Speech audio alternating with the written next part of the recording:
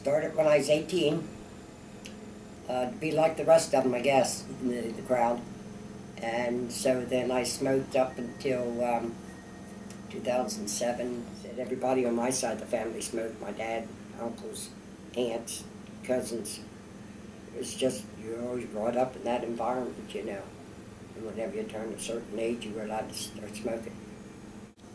They never told you there was nothing on cigarettes packs to state that it was bad for your health. Nothing like that. Never heard nothing like that. And usually it is emphysema that you get from the smoke most of the time, and then it affects your lungs. Back then, we was not told none of it. You didn't hear any of it. And like I said, it wasn't easy. It was on and off again for a while. And so I just tried about every patch, everything you could think of to stop smoking. Forget it. Just make up your mind you're going to stop and stop. I've been wanting to quit, and like I said, it's hard. And so I'd start counting out, you know, there's usually if you buy a carton, there's 10 packs in a carton. Count them out, and then you start subtracting them. Not smoking that many today, and stuff like that. And then, like being outside doing yard work or anything, well, you're not going to run back in for a cigarette, you know, at least I didn't. Get the job done first. And there for a while, I didn't want to be around anybody that smoked, because it was harder to be around it and not want it, you know. And now it don't bother me at all.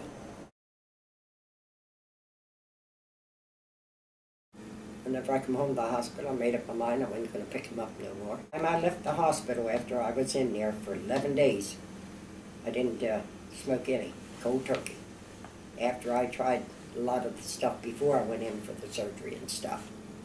And found out all that stuff just didn't work. Why waste my money on stuff like that that wasn't going to work? So I just stopped. And stayed away from people who smoked for a while. I figured, well, I've got 11 days already in, so keep going.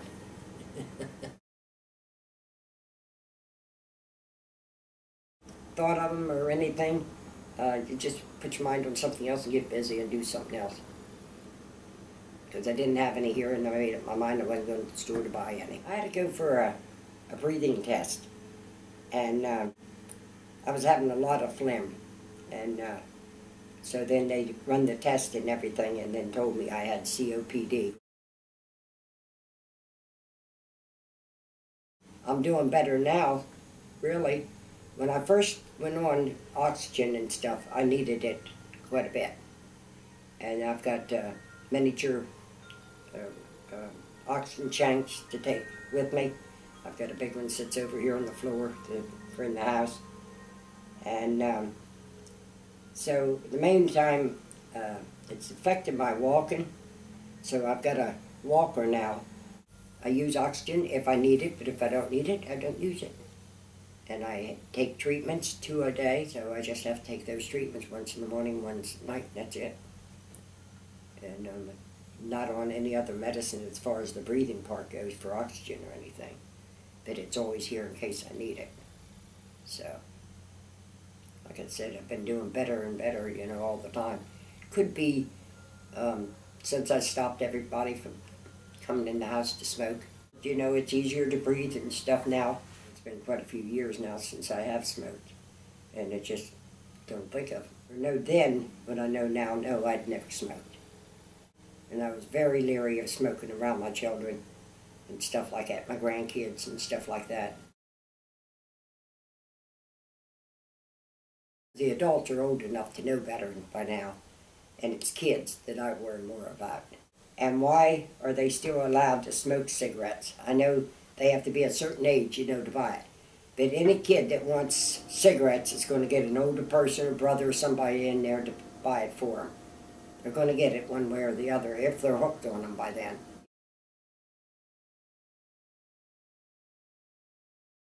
But if they're going to outlaw marijuana, then I say outlaw cigarettes too.